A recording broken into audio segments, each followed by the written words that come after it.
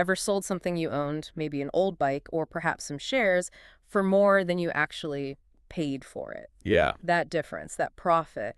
Well, that often gets us into the territory of capital gains. How much do you, our listener, really know about that term and how it affects your finances? That's a great place to start because today we're really going deep into capital gains, pulling from, a bunch of Canadian tax resources. Right. And the goal isn't to bury you in tax speak. It's more about breaking down capital dreams step by step, making it clear, making it practical for you, specifically in the Canadian system. Exactly. So that by the time we're done here, you'll have a really solid handle on what capital gains actually are, how Canada taxes them, and some other key things to watch out for. Yeah, hopefully giving you more confidence in this area. Okay, so let's dive in. Fundamentally, what is a capital gain? Okay, so at its core, a capital gain happens when you sell something called capital property Hmm. for more than its adjusted cost base. The ACB. Adjusted cost base, Yeah. ACB, okay? What does that mean? Is it just the price I paid? Mostly, yeah. Yeah. The ACB is generally your original cost, Huh. but you also add in costs of any capital improvements, like maybe major renovations. And then you'd subtract things like any return of capital you might have received over time. Okay. Improvements count. Got it. So what kind of things are we talking about when we say capital property? Sounds like it could be a lot. Oh, it definitely covers a wide range.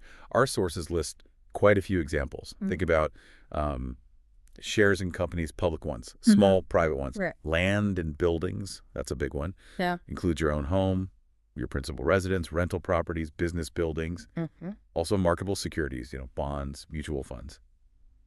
But it goes further.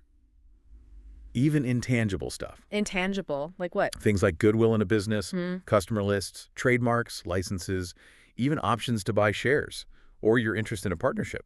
All capital property. Wow, okay. That's way broader than I might have guessed. So if I sell shares, say, and the selling price is higher than my ACB, that gap is the capital gain. Yeah. What about the selling price itself? Is there a specific term for that? Yes, absolutely crucial point. The amount you sell it for, minus any expenses you had to pay to sell it, like brokerage fees or legal costs. That's called the proceeds of disposition, or POD. POD, okay. So the actual capital gain calculation is simple. POD minus ACB. What you got for it, less your adjusted cost. Proceeds minus adjusted cost. Makes sense. Buy low, sell high. The difference is the gain. Now, here's the bit I think everyone's interested in. Taxes. I've heard you don't actually pay tax on the full gain. Is that right? That is correct, yeah. In Canada, only a part of your capital gain gets taxed. This is because of something called the capital gains inclusion rate. Inclusion rate. And what is that rate currently? Right now, it's 50%. 50%. Okay, hang on. So if I sell some stock and make, say, a $10,000 capital gain, only $5,000 of that gets added to my income for tax purposes. Exactly right. That $5,000, the taxable capital gain, gets added to your other income, like salary, interest, whatever, and then you pay tax on the total at your marginal tax rate. So only half the profit effectively counts for tax. Yeah. That's a re. Well, it's pretty significant. It is. It makes investing in assets that grow in value more attractive from a tax perspective compared to earning, say, interest income, which is fully taxed. Has it always been 50%, though? Or has that changed over time? Good question. No, it hasn't always been 50%. The sources mentioned that the rate actually varied in the years before 2001, sometimes higher, sometimes lower.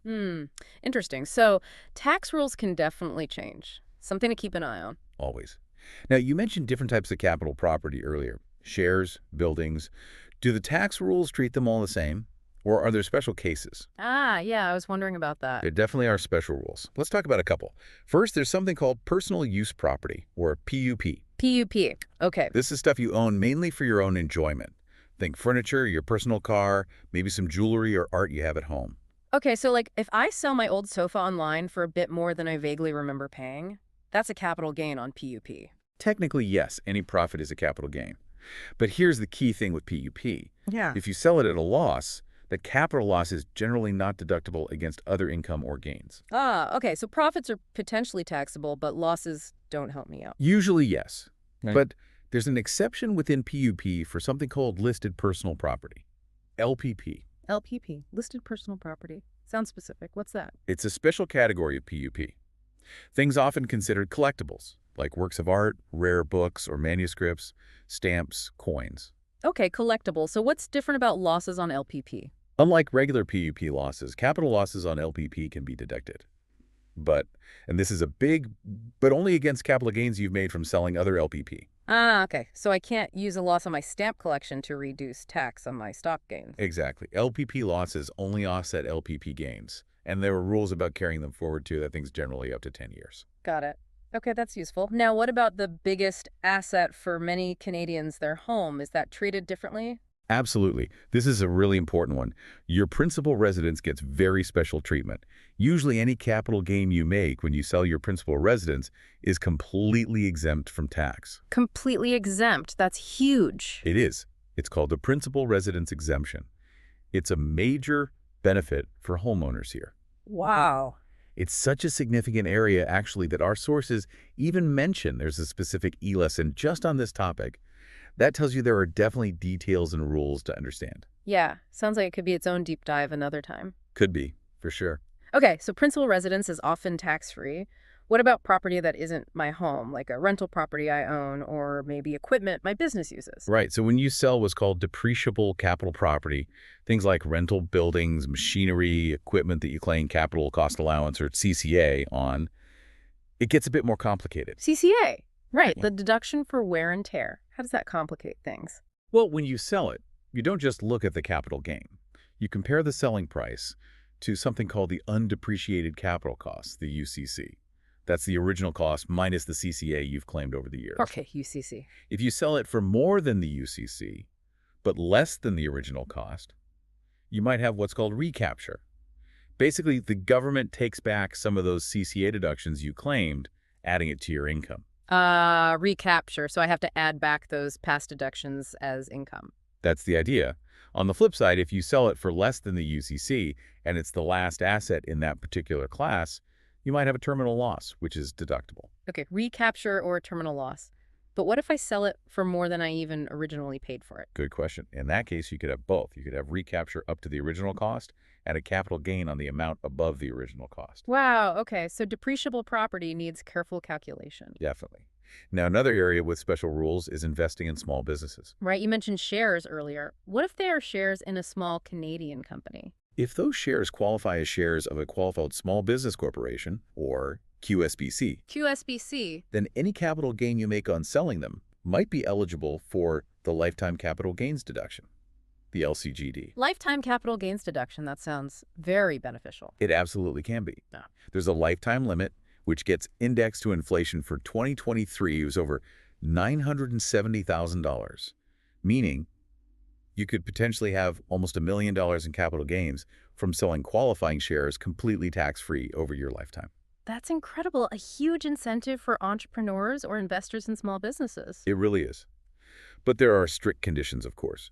The corporation has to meet specific criteria Canadian-controlled private corp, mostly active business in Canada, holding periods for the shares. Needs to tick all the boxes, I imagine. Exactly. And what about the other side? What if that small business investment, well, what if it doesn't work out and I lose money? Yeah, the risk side. If you have a loss from selling shares or even debt in a small business corporation, it might qualify as a business investment loss, or BIL. BIL. Okay. And half of that BIL is what's called an allowable business investment loss, or ABIL. ABIL. And how is that different from a regular capital loss, like if I lost money on public stocks? This is a key difference. Regular capital losses can generally only offset capital gains, but an ABIL is more flexible. You can deduct an ABIL against any source of income, salary, business income, interest, whatever. Any income. Wow. That's much better than a standard capital loss. Much better. And there are carry back and carry forward rules too. You can typically carry it back 3 years and forward 10 years. It's definitely preferential treatment to encourage that kind of investment. That makes sense. A bit of a cushion for taking on that small business risk. Okay, so we know what gains are, the inclusion rate, some special property types.